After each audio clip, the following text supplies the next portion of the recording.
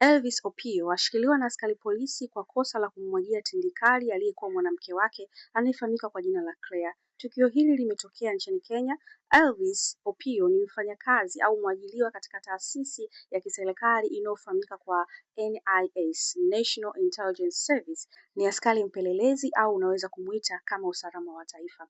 Elvis Opiyo alianzisha mahusiano na Claire kipindi ambacho Claire alikuwa yupo kidato cha 4. Hivyo Elvis Opiyo alianza kulipa ada ya Claire tangu akiwa kidato cha 4 mpaka alipohitimu chuo kikuu.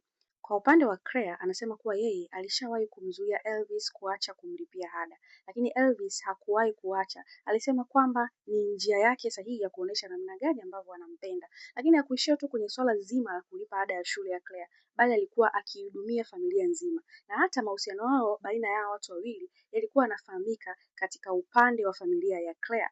Lakini pia Claire, hata familia ya Claire hawakuwa wanajua kwamba Elvis alikuwa ni mume wa mtu na mwenye watoto wawili. Walikutana katika uimbaji wa kwaya. Claire alikuwa ni mwanakwaya na Elvis alikuwa anajihusisha na swala zima la kwaya, na ndipo uhusiano wao ulipoanzia. Walikuwa kwenye mahusiano ndani ya miaka 4, na kipindi chote iko katika mahusiano yao Claire hakuwahi kujua kama Elvis ni mwanamke na watoto wawili.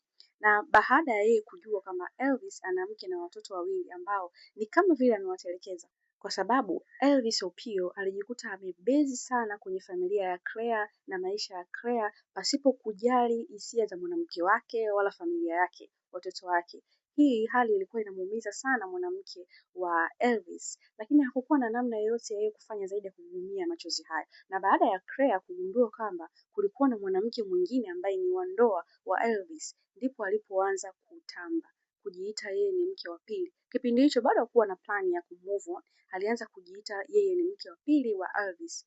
Hizi ni tetesi ambazo zinasemekana, bali Claire alichokisema ni kwamba baada ya kujua kuwa Elvis alikuwa na mke pamoja na watoto, aliona hakuna sababu ya yeye kuendelea kwenye hayo mahusiano isipokuwa ni kumove on na kuendelea na maisha yake, kwa sababu ni kama alikuwa anamtesa mwanamke mwenzake kwa kipindi chote hicho pasipo yeye mwenyewe kujua. Lakini kwa upande wa Elvis hakuweza kukubaliana na hali hiyo, ambayo ilipelekea yeye kujaribu kujiua mara kadhaa na kuanza kumtumia meseji za vitisho Claire, lakini haikuweza kusaidia. Alijaribu kwenda kuzungumza na familia ya Claire kuwa anahitaji kurudiana na Claire waweze kuongea, mahusiano yaweze kurudi kama hapo awali, lakini pia bado haikufanya kazi. Na ndipo alipoamua kufanya maamuzi ya mwisho kwenda kumwagia tindikali. Hivi sasa Claire yuko hospitali anajiuguza. Sijajua kwako wewe kwenye comment section unahisi, pamoja na mambo yote ambayo yametokea kwenye hii story ambayo nilikuhadithia, Claire anastahili adhabu kama hii ambayo amepatiwa?